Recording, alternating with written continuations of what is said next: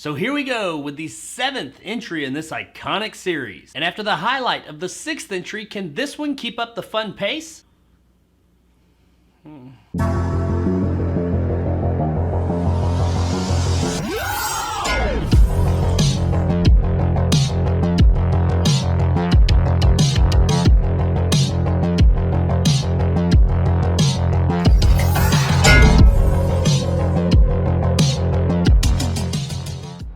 Friday the 13th, Part 7, The New Blood, is brought to us by director John Carl Buechler. Pretty sure I just butchered that guy's name. And stars Lar Park Lincoln, Kevin Spirtus, and Kane Hodder. So with this entry in the Friday the 13th series, the creators wanted to do something different. And coming off the really fun, entertaining 5th entry in the series that it itself did something really different, I was okay with that. In the creators' own words, they said that they wanted to make a higher quality Friday the 13th. They wanted to make something with some really high profile names and directors. They wanted, no shit in their own words, for Friday the 13th Part 7, The New Blood, to win an Academy Award. Good luck with that. Something else they initially wanted to do was make this entry be the one where Jason Voorhees and Freddy Krueger finally meet up for an epic showdown. Alas, the stars weren't aligned for them and this wouldn't be the one. It wouldn't be for another 15 years in 2003 when we would finally get that movie. But hey, that's cool. They're still wanting to do something different. They're still, dare I say, wanting to make a good movie. So instead of Jason versus Freddy, the storyline that they decided to go along with was Jason versus Carrie. Yeah, no shit, like that's their words. That's how they referred to it when they were pinning this whole thing out. But you know, crazier things have happened. They're trying to do better here. They're making a tour de force. They're making a better movie this time around. So Jason versus Carrie, it might work. Yes, it might. But it didn't. This is quite possibly the worst entry in the series up to this point in my humble opinion. While we do get something new in the character of Tina, played by Lar Park Lincoln, as a telekinetic girl who does battle Jason, new does not always translate to better. Ask anybody from the 80s about New Coke and they'll tell you that. This character and her Carrie-esque storyline just really don't fit here. They don't seem like they inhabit the same world. That, and we spend the first part of the movie being all about her and nothing about Jason. And while yeah, I'm all about some character development in a movie and like furthering the story along, let's be real guys, we're at a Friday the 13th movie. We're not here for all that shit. We're here to see creative, over-the-top, crazy kills and just have a good time. And that's just not what we're doing here. Instead, we're watching this girl with telekinesis who accidentally killed her alcoholic father years ago and she's all traumatized, and some doctor who's trying to like pretty much experiment on her and put her through more turmoil so she'll really display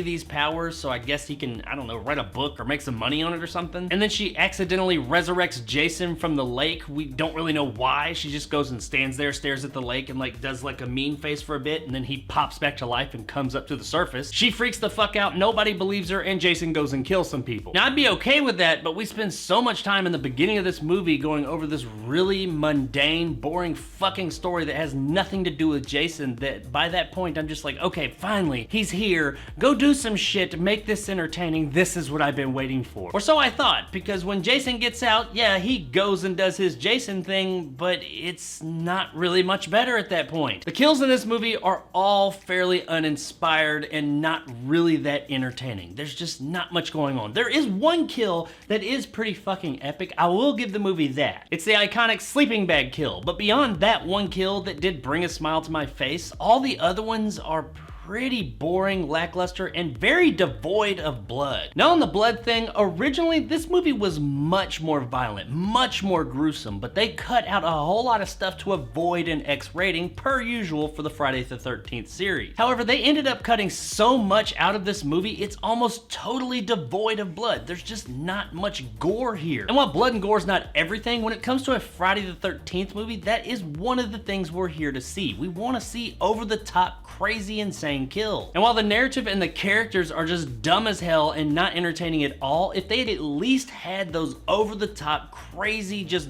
batshit insane kills, it would have made at least that part of the movie more entertaining. You can see these cutscenes online or on the Blu-ray set that I have, and they would have been awesome. They look great. Now, I mean, they're like kind of shitty looking because they're not finished. They're in like work print stage, but had they been remastered and reintegrated into the movie, it would have made the movie all that much more entertaining. They really really are some really neat, fun looking kills. But as it stands, the way the movie is made, the way it's presented to us now, they're just not there. We get a lot of like axes and weapons like swung at people's heads or body parts, and then the camera just cuts away before connecting. I mean, I'm not like some like sicko who gets off on this stuff or anything. Well, I don't get off on it, but the verdict on the whole sicko thing's still out. But this movie severely needed something to keep you interested, because what we've got just isn't it. There's nothing here that really keeps you invested in what's going on screen. The story's just kind of boring. The characters aren't written very well. The performances, none of them are good. Like, this is like an all-time low for the series also by this point. And then the kills and the blood and gore, what we're here to see, besides, you know, TNA here or there, isn't good either. There's just not much, if anything, that this movie has to offer. It is the first appearance of Kane Hodder as Jason, and as an imposing force, he absolutely fills that role. And as awesome of a presence that Hodder is here, that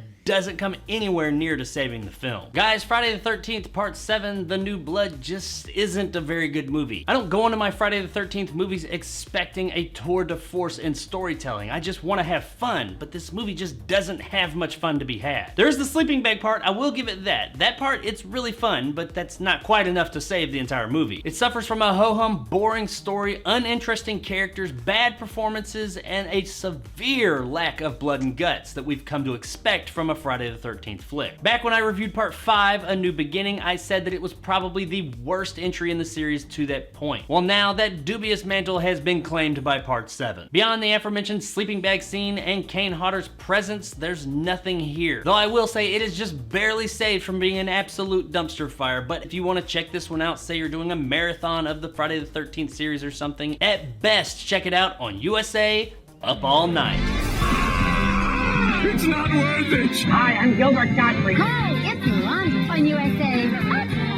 It's so big. It's just not worth it! This was a tough one to get through, man. Thankfully, it's fairly short at just under an hour and a half. Because had it been any longer, I probably would have given it a worse grade. There's no real reason to watch this movie. You're not missing anything if you skip it, and that's what I would recommend, even for the most die-hard Friday the 13th series fans. Just let this one go. Just skip over it and go to the next one. Well, I say go to the next one, having not reviewed the next one as of yet, but you know what I mean. So there it is, guys, my review of Friday the 13th, Part 7, The New Blood. If you enjoyed, want more content like this, hit that subscribe button and help my little channel grow. If you want to help out the channel, check out my Patreon in the description below and become a jarhead and get some of the awesome benefits that go along with that, like these guys. If you liked what I had to say, give me a like. If not, let me know in the comments below why. And as always, stay sexy, Camp Crystal Lake.